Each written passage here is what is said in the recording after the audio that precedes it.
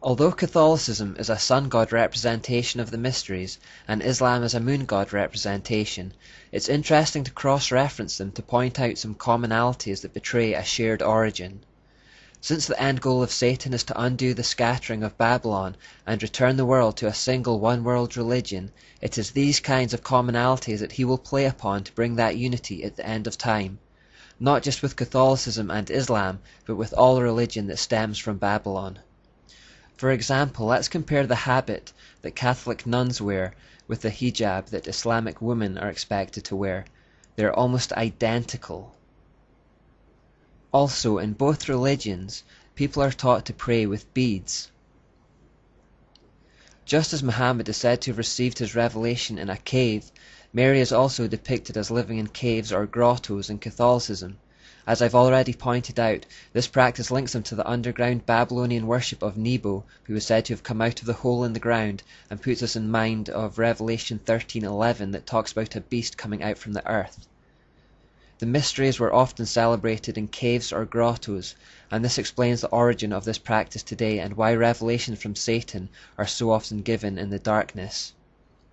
In Fatima, Mary is in a cave. In Lourdes, Mary is in a cave.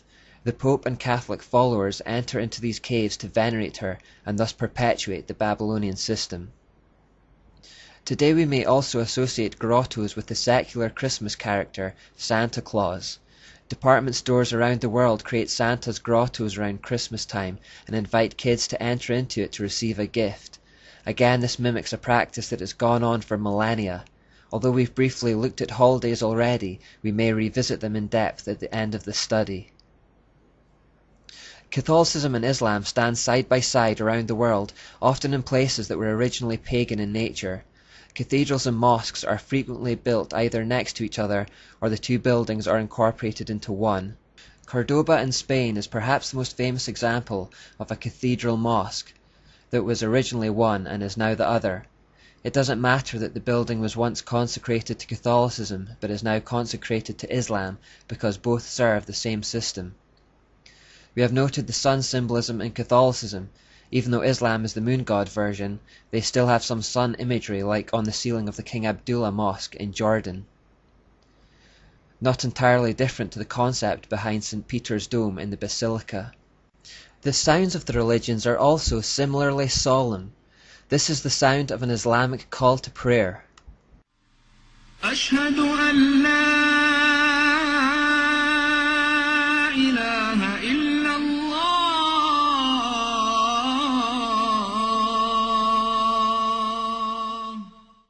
Now compare it with the sound of a Gregorian chant. They are both similarly haunting, mournful, and melancholic.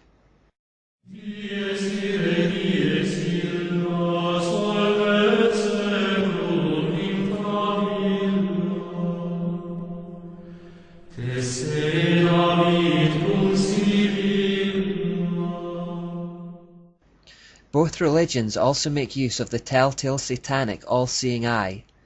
This is a typical example from an Islamic taxicab where they are used as a charm to ward off evil and for protection.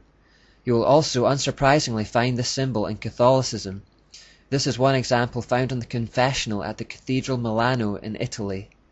To the ancient Egyptians, the right eye represented the sun and the left eye represented the moon.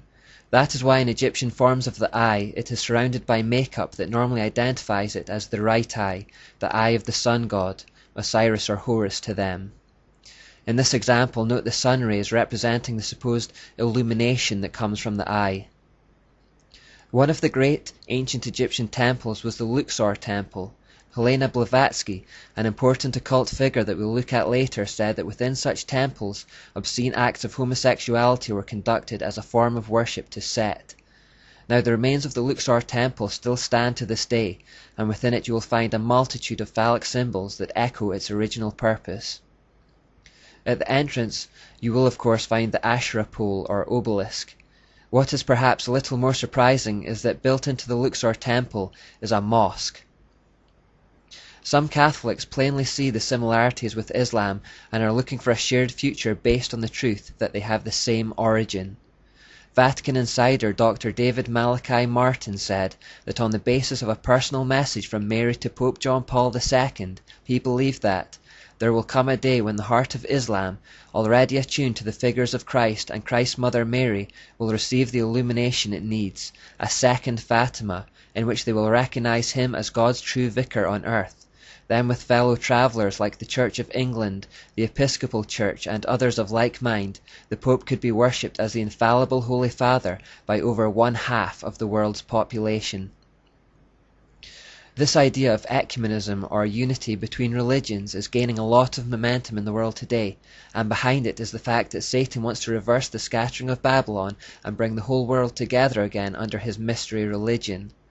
Given that the false religions of the world share the same root, they all have commonalities which are to be highlighted to achieve this end. The idea is to bring the world under the headship of the Pope, because he is the earthly head of the mysteries. Because of Muhammad's Catholic influence, Muslims already believe in Mary's Immaculate Conception and virgin birth. So high is their view of Mary that the Quran concludes she must be a goddess in Christianity. It therefore teaches that Christians believe in the Father, the Mother, and the Son. This is an error that comes by observing Catholicism's overemphasis on Mary as a deity. In fact, Father, Mother, and Son is the Babylonian Trinity. The Christian Trinity is Father, Son, and Spirit. The Islamic system of salvation is one of justification by works, which is the same as Catholicism and all false religion, in fact. The Quran teaches that on the Day of Judgment, good and bad works will be weighed up in a balance to decide whether or not someone goes to heaven or hell. This is just like the scales of Anubis or St. Michael in Rome. In Islamic states, there is no division between religion and politics. This merger of secular and sacred is similar to the Church of Rome, where the sovereign pontiff is both head of the religion and a reigning monarch.